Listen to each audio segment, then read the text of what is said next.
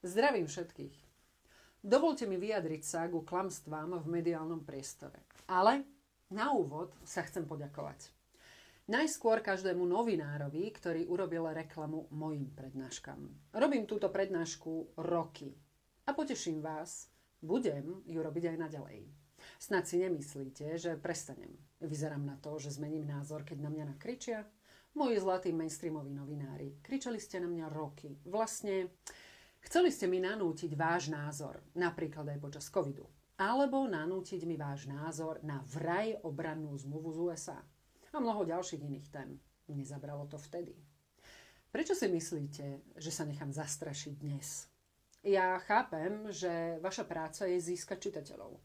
Takže preberiete akúkoľvek sprostosť a vašou pracovnou metódou je klamstvo. Vám nejde o diskusiu. Máte nalinkované, čo a ako robiť. Chápem, že je to jednoduchšie. Prebrali ste status jednej pani, ktorá podprahovo vnímala. Čo je? Citlivo vnímať sa už nenosí, či ako? Mám nové obľúbené slovo. Pozerala som si všetky vaše e-maily, drahí novinári. Z každej redakcie, ktorá chcela moje vyjadrenie. Aj SMS-ky, nebojte sa. Aj tie som videla. Naozaj. Fakt si myslíte, že v tomto prípade bolo potrebné moje vyjadrenie? Stačilo si pozrieť video z prednášky. Niektorí novinári to dokonca aj urobili. Vážení mainstreamoví novinári, náš vzťah je, ako to nazvať, zaujímavý. Aký bol začiatok nášho vzťahu? Hlavne počas volebnej kampane do Európskeho parlamentu. Pamätáte si to ešte? Ak nie, tak si skúste spomenúť. Mňa ste ale ani dnes neprekvapili. Klamstvá o mne ste šírili už v minulosti. Vy neprinášate objektívny pohľad. Vy robíte propagandu. A teraz pár faktov. Samozrejme ich uvediem na pravú mieru, lebo niektorí to zjavne potrebujú. Však vážení mainstreamoví novinári. Vraj študentov strednej školy v Lučenci pripravujem na odchod z Európskej únie. Jedna pani povedala. Teda, ona to podprahovo navnímala. No, a na internet zavesíte vystrihnutú časť videa zo zasadačky v Kultúráku zo Žiliny. Stredná škola v Lučenci a Kultúrák v Žiline. Ani kraj ste netrafili. Vysoko inteligentná práca, hotová investigatíva. Tu mi zároveň dovolte poďakovať tým, ktorí so mnou politicky síce nesúhlasia, ale stále zostávajú slušní. Viacerí mi totiž písali, že sú prekvapení z práce vás, novinárov. Vraj ešte nevideli také priestory školy. No nemohli, veď to bol Kultúrák. A tiež nevideli tak starých študentov strednej školy. Ako sa to hovorí? Ja aj už viem. Keď nepriateľ robí chyby, netreba ho pritom rušiť. Len pokračujte takýmito metódami.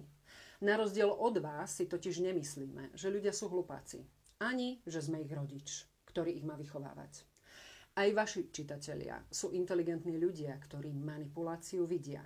Hlavne, ak je takto očividná. Samozrejme, že sa chcem poďakovať aj pánovi kolegovi, europoslancovi Ľudovítovi Ódorovi. Pán Ódor, som vám neskutočne vďačná. No, vážne. Vaša iniciatíva na sociálnych sieťach, za ktorú vám úprimne ďakujem, lebo propaguje moju prácu, tak vaša iniciatíva na druhej strane dokázala, že ste sa do PS zaradili. Dlho som si totiž myslela, že na rozdiel od ostatných vašich kolegov z PS, vy sa klamstvám budete vyhýbať. Účelovo ste nechali strihnúť video? Zrovna u vás ma to prekvapilo. Pochybujem totiž, že ste video nekúkali celé. A keďže ste to určite celé videli, tak viete. Viete, že mi nie je čo vytknúť. A preto ste iba účelovo použili úvodné otázky z prednášky, ktoré kladiem publiku. Teším sa, že ste ani v ekonomickej časti mojej prednášky nenašli chybu. Lebo jeden by očakával, že ako ekonóm rozoberiete slovo po slove hlavne tú ekonomickú časť mojej prednášky. A tam poukážete na chyby, ktorých som sa mohla dopustiť. Ale keďže ste to neurobili, tak je zrejmé, že všetko, čo som povedala, by ste sám podpísali. A za toto vám ďakujem tiež. Naozaj, úprimne. Aby som bola úprimná, pán Ódor, na mojich ďalších prednáškach budem vo svojej kvalitnej práci pokračovať. Ale moje prednášky budú aj naďalej o fungovaní EÚ. Nechcem sklznúť do kabaretnej estrády, kde by som tak ako vy riešila, napríklad ponožky so slovenským znakom, ako to na svojich besedách robíte vy a pani Ostrihoňová. Čiže, aby bolo každému jasné, ďakujem za obrovské množstvo klamstva, ktoré ste pustili všetci svorne do éteru. Nie je lepšej reklamy na moje prednášky. Aby nedošlo k omylu. Poďakovanie myslím naozaj úprimne. Takáto reklama je totiž na nezaplatenie. Ušetrili ste nám veľa prostriedkov. Ďalej sa chcem poďakovať strane Smer. Nikto zo strany mi totiž nevolal, aby ma vychovával. Nebojte sa, v Smere sa nevyhadzuje za názor. Ak ste toto chceli dosiahnuť, nevydalo. Na rozdiel od vás, v strane Smer, totiž nie sme fašisti. Nebuďte zhrození z prirovnania.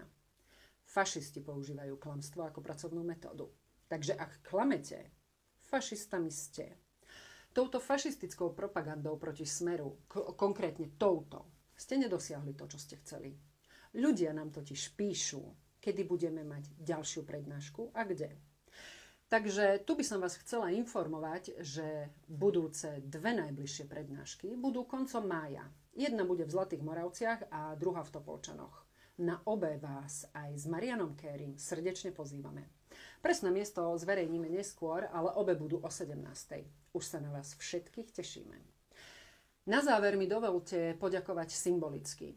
Spomeniem iba jedno meno ako symbol. Symbol každého, kto mi písal pozitívne správy alebo dával pozitívne vyjadrenie. Vážený pán Eduard Chmelár, veľmi pekne vám ďakujem za verejnú podporu. Ani v dnešnej dobe to nie je jednoduché. Za vašu odvahu verejne prejaviť podporný názor vám ďakujem. Takže, ešte raz zopakujem, na budúce sa uvidíme koncom mája v Zlatých Moravciach a v Topolčanoch. Na Zemplín ma Vilko Záhorčák pozval v júni. Majte sa pekne.